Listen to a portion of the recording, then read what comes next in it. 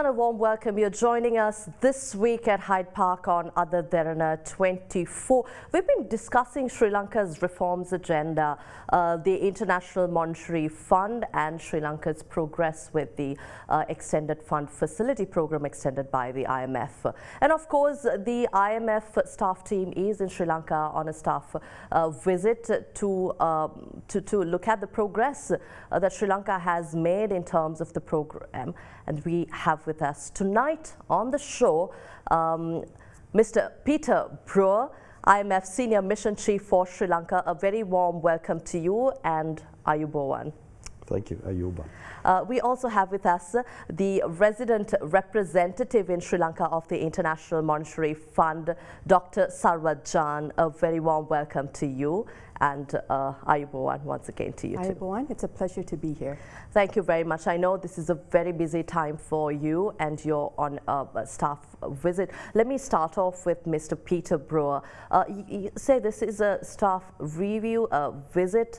So what's the difference between this visit and the more recently discussed reviews of the bailout program that is ongoing?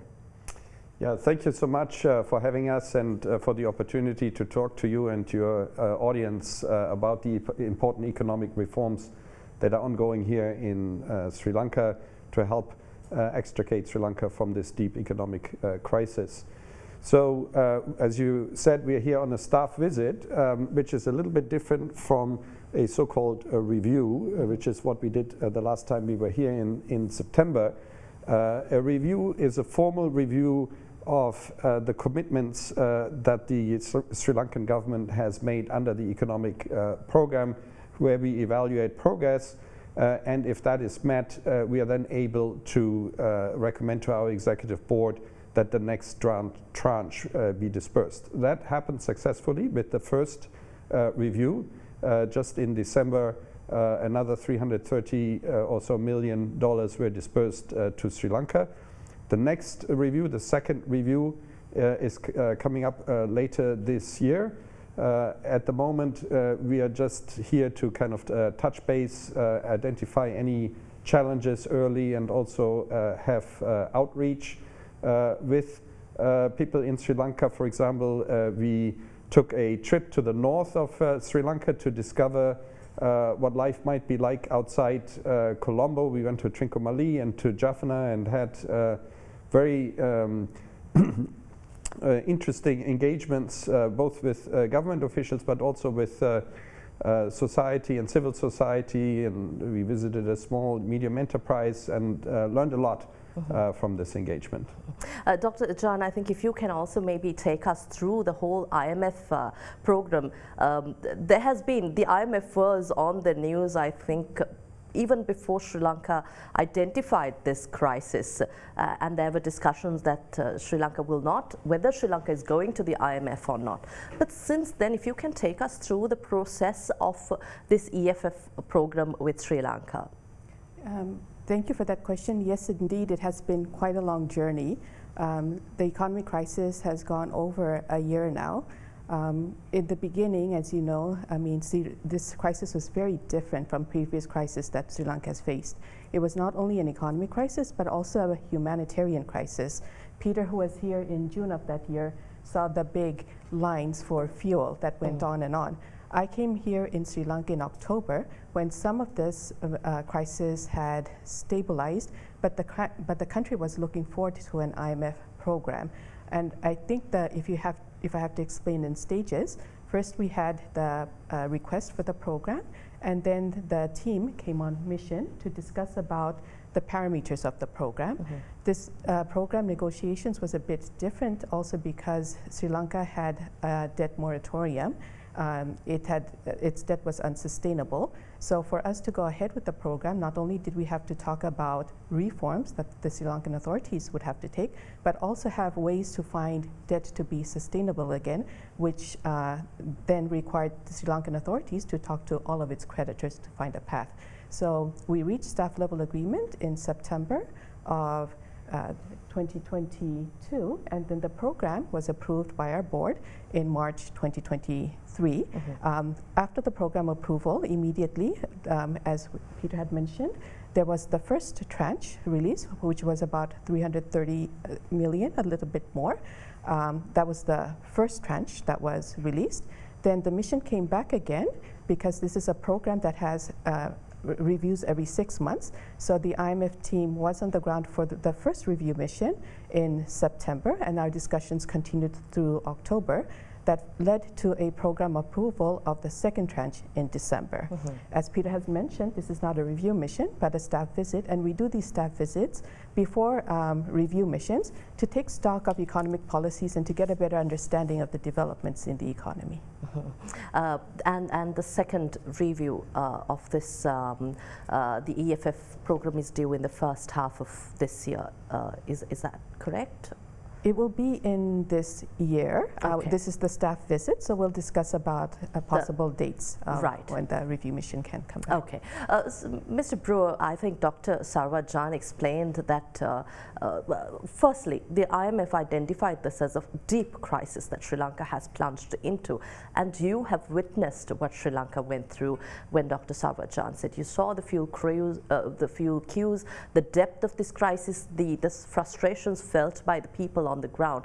But with the IMF extending this bailout package and the ongoing reviews, what's your view on the progress Sri Lanka has made so far? Yeah, thank you for this question. So having passed the first review is really a sign of how the program is off to a good start. Sri Lanka has come a long way from these queues that you described to where we are here. The macroeconomy is indeed stabilizing, and the first signs of economic recovery are emerging. For example, inflation, which was so high, 70%, has come down rapidly to 4% now, which is a huge success story. Reserves are being rebuilt at the central bank. Gross international reserves increased in the order of $2.5 billion during 2023. And there are now signs that revenue collection is improving at the Treasury. And most importantly, during the third quarter, we saw positive growth emerge of 1.6% year-on-year, the first positive growth after 6 quarters of severely negative growth. So these are all very good signs, but this growth is really at its infancy, and it hasn't yet reached the broader population. So what is important now is to make sure that these reforms are continuing so that growth can once again be on a stable and inclusive trajectory that the people of Sri Lanka will actually feel in their day-to-day life. When you say broader population, I think you've also witnessed Sri Lanka's progress in terms of the social safety net and other steps and initiatives taken. So is the IMF satisfied with the progress made in this sense? So with respect to the social safety net, and Sarwat can come in on this as well, first of all, what was very important to us is that the people who have no means, who are left behind, actually do get the need that they require, especially at a time when on the fiscal side there's strong consolidation. So we agreed with the authorities on a minimum spend from the government on social protection programs, and that is something that has been carried over from 2023 to 2024, and we will continue in the years ahead. Further, there has been this significant reform in the social welfare program to make sure that those who most need support receive it, and that those who don't take resources that should be geared towards those who most need it. Yes, we are aware of some teething issues in this transition, We've discussed that with the authorities, and they are working on ironing these out. Right. I think Dr. Sarwat would have something more to comment on this too. And if we talk about the broader picture in terms of unemployment and IMF's view on this, and the issues that Mr. Peter Breuer here spoke about, what have you discussed with authorities, and what would you urge authorities to address immediately to better the program's implementation and for a more sustainable recovery of the economy? Right. So I would like to echo what Peter had said. We do see the hardship of the people in Sri Lanka, not only in Colombo, but through our visits to the northern province and the eastern provinces, where when we met the people, they talked about how their incomes are now much less, but costs are higher. So they're looking for ways to cope with the crisis, and they hope for a better future for Sri Lanka. As Peter had mentioned, one of the core pillars of this program is to protect the poor and the vulnerable. During our first discussions, we had discussed a minimum floor on social spending for 4 major cash transfers. And in the last year's budget, that was about 187 billion rupees. We had ensured that for the budget in 2024, it grows with inflation. So this year would be approximately around 205 billion rupees. The authorities have worked on a better social registry so that there is better targeting, because it's not only the amount of cash that is being transferred that matters. What does matter is the people who need it get the cash transfers. So there is a dynamic social registry, and people should continue to apply if they feel they deserve these cash transfers, because there will be continuous data validation. We understand that this crisis is very different. I mean, some of the reports that we've seen says that poverty levels in Sri Lanka has doubled from 13% to around 25 to 26%. Unemployment is high, and that's why we think it is important to stay the course on the program. Peter had talked about seeing nascent recovery. It is important to keep that recovery on track, because only when we have recovery, only when this nascent growth is really entrenched, will there be more investment to Sri Lanka, more jobs creation, and then we'll be truly out of this crisis. This is Sri Lanka's 17th IMF program. What's the difference between this program and what Sri Lanka has had with the IMF in the past? Especially because there still seems to be discussion and questions about IMF's program and its intentions in Sri Lanka. So if I may start, and Peter will likely Yes, I'd like to ask Mr. Peter Breuer, but I think you could also add a little about this 17th program and how far. So the 17th program is indeed different. As I had mentioned before, it's not only an economic crisis, it's also a humanitarian crisis. This is also the first and hopefully the last crisis where Sri Lanka will have issues with its debt. This is the first time Sri Lanka's debt has been unsustainable. So to get out of such a deep crisis, deep reforms were needed. So we did focus on a program that would be revenue-based fiscal consolidation, because we do need to put the fiscal in order to have debt sustainability.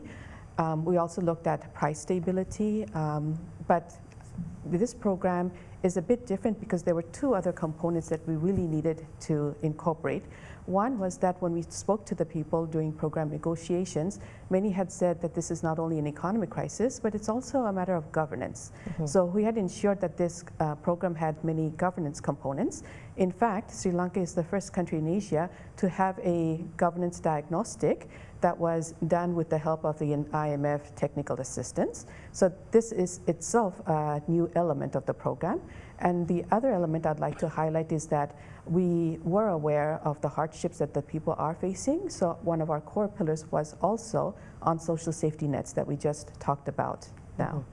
Mr. Peter Breuer, you'll have much to add to this, but I'd like to add a question to it as well. Yes, 17th program, and there have been questions about the conditions that the IMF has put forth. So if you can explain to us whether this is how the IMF works with other countries in crisis, or whether Sri Lanka is an exceptional case. Yeah, thank you. So if I can explain that a little bit. So an IMF program in a severe crisis like the one Sri Lanka experienced seeks to address the underlying root causes of the crisis. So what we saw in Sri Lanka has always had very low tax revenues, which of course is problematic because its expenditure is higher than its revenue. And the expenditures that the government has is on essential services, infrastructure, health, education, and so forth. These services need to be funded somehow. So one needs the revenue to provide these services. Sri Lanka, from an already low basis in 2019, cut taxes further. So they went from something like 11% of GDP to as little as 7% of GDP in around 2021, 2022. And that ultimately, when it was exacerbated by the COVID crisis and also the lack of tourism after the Easter bombing attacks, led to these severe problems where the government essentially ran out of money. So that left it with very little options. It could cut its expenditures severely. That would, of course, have a significant impact on these essential services that the people of Sri Lanka need. It could try to borrow domestically because foreign creditors were no longer willing to lend to Sri Lanka anymore, having run out of money. But borrowing domestically would raise the interest rate, which essentially cuts off investment and cuts off growth. Or thirdly, it could go to the central bank and ask the central bank to essentially print money, which leads to inflation that is so harmful to everybody, but in particular to the poor who do not have the buffers to deal with these ever-rising prices. So in a situation like that, coming to the fund is one way to try and lessen these three terrible choices. The IMF provides financing and hence cushions the blow that this crisis is dealing to the country. And it does so while at the same time providing a macroeconomic framework that helps bring the country back on a path to stable and inclusive growth. And we are now seeing that this program is starting to work. These indicators that I mentioned to you are a very good sign. Now it is extremely important to persevere with these reforms to ensure that this growth becomes broad-based. Again, there are concerns and questions that the IMF should have done more to help Sri Lanka from a $2.9 billion EFF program, that the IMF is bigger than this. So were you working within certain constraints or restrictions, or is this a tailored package for Sri Lanka that looks at the crisis and addresses it in a certain way? Yeah, so doing more has many dimensions. You refer to the size of the program. The IMF went right up to the limit it could go under the circumstances. An IMF program also has a catalytic role. When the IMF is willing to provide financing, then other multilateral partners, multilateral development organizations and bilateral partners take comfort that the reforms that are needed are taking place, and then they also start providing financing. And this dynamic is something that we hope will continue in the time ahead. Now, with respect to should the reforms have been deeper, should there have been more consolidation, that really is a very fine path to pursue, because the more you consolidate, the more you harm the people, the more you impede growth. So why do it in the first place? Well, if a country is rich and has the resources to essentially increase its expenditure in the case of a crisis, that's great, because that can help support the economy. But in a case like Sri Lanka, where the country has essentially run out of financing, the way it needs to help itself is it needs to rebuild the confidence of creditors to once again resume lending to the country. And it can do so by showing that it's undertaking the steps that are needed to lessen that gap between expenditures in incomes and tax and revenue. And hence, these fiscal consolidation measures, unfortunately, are the first priority in order to restart growth. I'd like to talk about the creditor nations and Sri Lanka's debt sustainability progress, but again, coming back to the question of the IMF and its work, the current EFF program, Dr. Jahan, how much of progress in terms of the implementation of these recommendations have Sri Lanka made, and what other measures remain to be implemented? So we're here now after we went to the board and the first review was completed. So in terms of that, we have seen quite a bit of progress on the reform agenda. It is because Sri Lanka undertook these hard but much needed reforms that we were able to go to the board and the second tranche was released. Now this happened in December. Sri Lanka is a part of a 4-year program. So every 6 months there will be assessment of the reforms Sri Lanka has undertaken, and this will continue until the 4-year program is successfully ended. So right now what we're looking towards is the second review and the targets that Sri Lanka has for that review. As you can expect, I mean, since this crisis was due to fiscal imbalances, there's still a lot of reforms we would like to see in the fiscal sector. But combined with that, we are also looking into reforms on financial stability. As we had mentioned, the governance diagnostic report had came out. It had 16 priority actions. In the program, we have taken some of those actions, and those are also targets for the next review. So this will actually continue. In addition to these structural benchmarks, we have what we also call the quantitative performance criteria. So just as we had in the first review, we will also look at some of the outcomes that can be measured. So we still have targets on, for example, the central government's primary balance, on the inflation, on building up reserves, on revenue, and also on spending on social safety nets. So it is great. Sri Lanka has come a long way. The first review was successful. Now we look forward to the second review and the reforms that needs to be completed to get us there. Can I just complement this with respect to the fiscal reforms that Sarwat mentioned?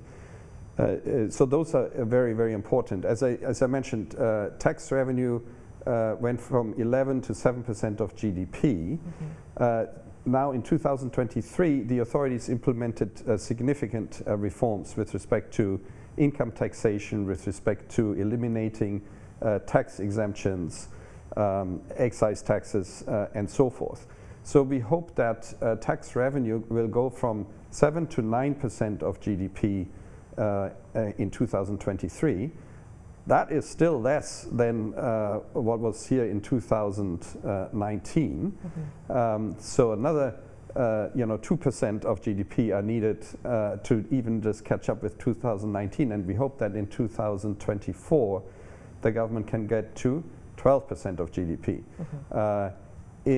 The objective of the program is then to get to 14% by 2025, 2026, in order to make sure that debt will become sustainable. And so one important reform that is still needed is the property tax. That is a tax that will help make that big quantum leap that is still needed to achieve the objectives of the program. And it's also a very fair tax because it's a tax on wealth. And so those who have large expensive properties will have to pay more tax than those who don't. And so persevering with that is very important. There are many practical challenges in implementing it, but this is something that we see as very important.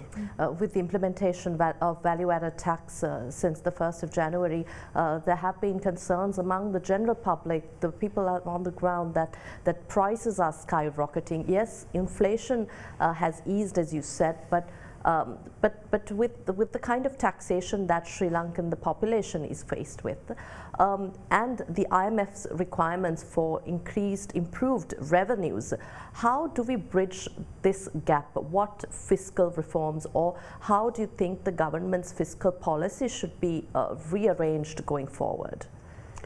Yeah, so at this stage, so apart from the property tax that I mentioned that will be important in terms of yielding significant additional resources that would help put Sri Lanka's debt on a sustainable path. In addition to that, what is very important is tax administration, meaning how the taxes are collected, to make sure all those who are due to pay taxes actually pay them, they pay them on time, and they pay the full amount that they owe to society in the form of government. So tax administration reforms are important. Eliminating the evasion of taxes is so critical. And indeed, if tax collection could be improved, that would also help potentially to lower the burden on everybody else, because the reason why all these measures in part is needed is that because tax collection in Sri Lanka has been a little bit spotty over the years, and so improving that would help even out the burden across taxpayer and the different tax categories. Are you saying that the rich should pay taxes and those who have wealth should not evade taxes here in Sri Lanka, so that the larger population will see relief? Absolutely, absolutely. Dr. Jahan, you might have something to add to this, being the resident representative in Sri Lanka and the kind of implementation of the IMF reforms that you are observing while in Sri Lanka. The taxpayer identification number has been made mandatory here in Sri Lanka, but I'm not sure if this is your purview, but is there any support that the IMF will render in terms of a centralized system, or supporting Sri Lanka in widening the tax base, or advising in how a unique tax structure can be implemented in Sri Lanka? Thank you for that question. I'd like to add to what Peter had said. Tax administration is very important, and this is a part of the things that you had mentioned, widening the tax base, making sure people who can pay, who should pay taxes actually do pay taxes. We actually have a long-term expert at the IRD who's looking into these tax administrations. For example, the large taxpayer unit, right? How this unit can be made more effective so that there's less loopholes and better tax collections. I'd also like to add that as a part of the program, we've also looked into fiscal governance, something that Peter was mentioning. For example, we have that in there should be a designated website where firms that have procurement contracts over 1 billion rupees report those on the website, or large firms that have been getting tax exemptions either from the BOI or from the SDB laws, they also report that. So I think these type of transparency will also help improve fiscal governance, which again will help collect taxes, and then the burden will be less on the poorer. So maybe if I can just add, we've mentioned that governance diagnostic a couple of times. It was published in September of last year. It was the first one in Asia, and it was quite courageous of the government to agree to publish it. It is something that we felt right from the very beginning, as Sarwat pointed out. When we came here, we heard from many stakeholders that governance is an issue, and so it is important with respect to essentially unleashing the growth potential of Sri Lanka, dealing with governance issues. So, so this is being tackled head on now, first of all, with the publication of this governance diagnostic, and the authorities have agreed to come up with an action plan how to implement the recommendations from this governance diagnostic. So this is something that we are discussing with them at the moment. We have, in fact, the chief who led that, Joel. He is here with us as well to engage with the authorities on these discussions. And indeed, the authorities have agreed to incorporate into the program some of the key priority recommendations. Sarwat just mentioned one of them, the sort of transparency measure with respect to tax exemptions and procurement contracts. There are other things in there as well with respect to developing an asset recovery law, with respect to asset declarations by senior officials. So there's a number of reforms that have been incorporated into the program that we consider important, and we work very closely with our experts who have developed these recommendations to make sure that there's a consistency between this report produced by the experts and how it is then taken up in the program. Right. I think it's time we take a short break here at Hyde Park. We're in conversation with the visiting IMF Senior Mission Chief to Sri Lanka and the IMF resident representative on the progress Sri Lanka has made in implementing the Extended Fund Facility Program extended by the global lender. After this short break, we'll be right back.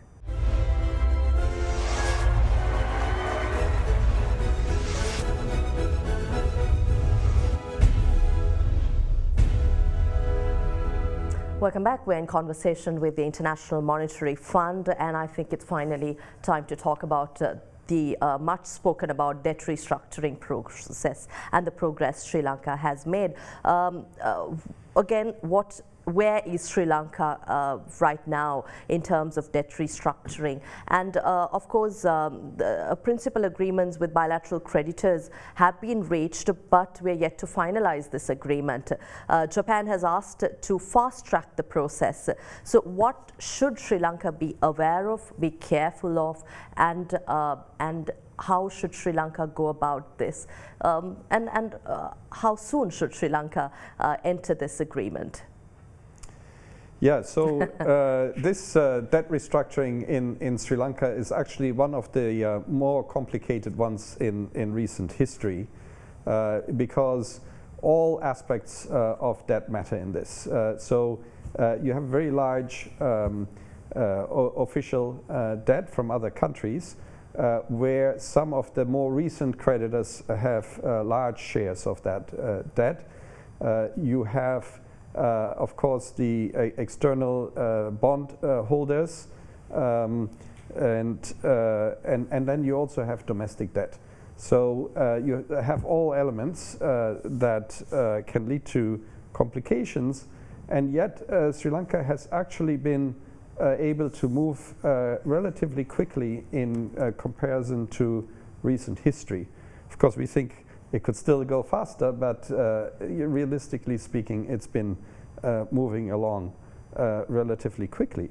So the reaching agreements in principle with the official creditor committee, as well as with the China Export-Import Bank, which were two separate processes, was a major milestone and is thanks to the authorities' efforts in moving these restructurings along. As you said, the important part in both of these processes now is to go from an agreement in principle to an actual agreement. Usually that is actually not that complicated anymore once you have agreed on the terms. There are some issues with respect to transparency and information sharing across these official creditors, and Sri Lanka has committed to do that. So these still need to be worked out, but we're quite optimistic that this can move quickly and that this can move quickly before the IMF second review. which would be before probably the second half of this year, are you hoping? Yeah, really, well, we would like these debt issues to be resolved in the next 2 months or so, so that there aren't any complications by the time this goes to the executive board. So we will come back here for the review mission, and then there's a bit of a process before it goes to the board. How important is this debt restructuring process, especially for Sri Lanka's investor confidence on Sri Lanka, and moving forward in terms of building Sri Lanka's image for creditors and ensuring that these hard-earned gains are strengthened and retained? Yeah, so rebuilding confidence, you lose confidence very quickly and you rebuild it very, very slowly. So bringing your debt on a sustainable footing is a very, very important part of that.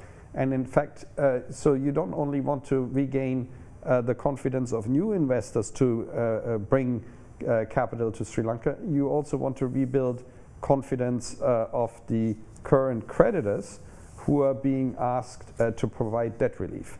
So a second important component of the debt restructuring that Sri Lanka still needs to achieve is the restructuring of the external bonds that are held, primarily externally, but also domestically. And here, progress is still needed. That needs to move quickly, so that, in fact, that portion of the debt can be put on a sustainable footing. Ahead of the second review, ahead of the second IMF review. And these reforms that we spoke about earlier, the fiscal reforms, are an important part of rebuilding confidence, both with these creditors, because they want to convince themselves that in fact Sri Lanka's efforts merit the debt relief that they are being asked to provide, because debt relief means somebody's savings somewhere will be diminished by the amount of debt relief that's being provided to Sri Lanka. And I just wanted to mention one other milestone, of course, was the domestic restructuring, which was also not easy to bring across the line, but we are aware of the issues around it.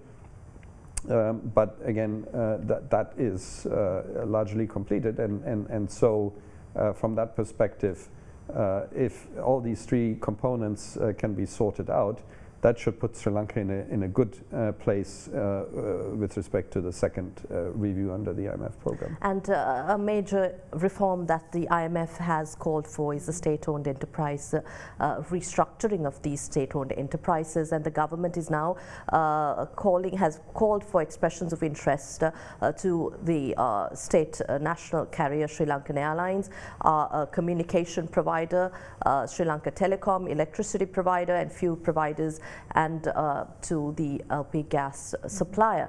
How does the IMF review the progress Sri Lanka has made so far in terms of looking at the restructuring of state-owned enterprises, which have been a major burden to the economy? You rightly point out that many of these SOEs that are not profit-making have been a burden on the people of Sri Lanka. So when we discussed the program, SOEs was one aspect that we looked into because it does put fiscal pressures on the government. As a part of the program, we had some structural benchmarks on SOEs. One of the first ones that we looked into was actually cost recovery for fuel and energy pricing, because when you get cost recovery, that means you don't have to tax the people to make up for the losses. That was one of the first reforms that we looked into. Mm-hmm. We had also asked the authorities to come up with a strategy for the restructuring of the balance sheets of 4 major SOEs, and those 4 major SOEs was Ceylon Petroleum Corporation, Ceylon Electricity Board, Sri Lanka Airlines, and Road Development Authority. And indeed, the authorities did meet that benchmark. They did come up with a restructuring strategy of the balance sheets, and some of these measures have already been taken place. So what that means is that some of these SOEs had legacy debt that needed to be addressed, because when you have a huge debt on your balance sheets, you do not really get financing for other types of projects which could have been profitable. So these are some of the measures that Sri Lankan authorities have already undertaken. We also called for transparency, and along those lines, what we had asked is that major SOEs in Sri Lanka publish their audited reports on a government website. And we're happy to say that most of the SOEs, we had identified 52, so most of these SOEs have indeed produced their financial reports. A few still need to be audited. So I think they are on the right track. Some of the issues that you had mentioned, for example, restructuring of Sri Lankan airlines or telecommunications, I have to clarify that we do not go into these restructuring details. In fact, some of our other sister institutions, IFC for example, or ADB, they're looking into these restructurings more in depth. We are not actually engaged with them, but what we do ask is that whatever type of restructuring is made, whether it is through good governance or whether it is through divestment, all these processes are completely transparent and the objectives are made very clear to the public. Mm-hmm. I think we have a couple of minutes, I'm told, but if you can talk about the growth expectations of the IMF for Sri Lanka. Sri Lanka expects to end the year at 2% this year, a growth of 2%. Is this realistic? And other fundamentals, where do you expect Sri Lanka to be? So, you know, in the report that we recently published, we projected a growth of 1.8% in 2024. And then we expect growth over the course of the program and beyond to go and reach its potential of around 3% of growth. To get there, it will be very important to persevere with the reforms and not to give up halfway. That's a temptation that may be around, that when you see the first signs of green shoots coming out, that you know, different segments of the population may ask for tax exemptions or for special treatment here or there. This is an election year, there could be temptations there. It's important to resist these temptations and to persevere with the reforms to ensure that Sri Lanka will once again be on stable and inclusive growth and recover from this crisis. There have been 16 programs. Wouldn't it be nice if this one is the last one? Certainly, and I think that is something I continue to say on this program, discuss with experts. Thank you very much for your time here at Hyde Park on AdaDerana 24. I know your schedules, your visits are quite scheduled and for reviews. While you travel to the north and east and other parts of Sri Lanka, we really do hope that you will be able to have a taste of Sri Lanka's hospitality, amazing food, views and beaches while you work here in Sri Lanka. So thank you for joining us at Hyde Park.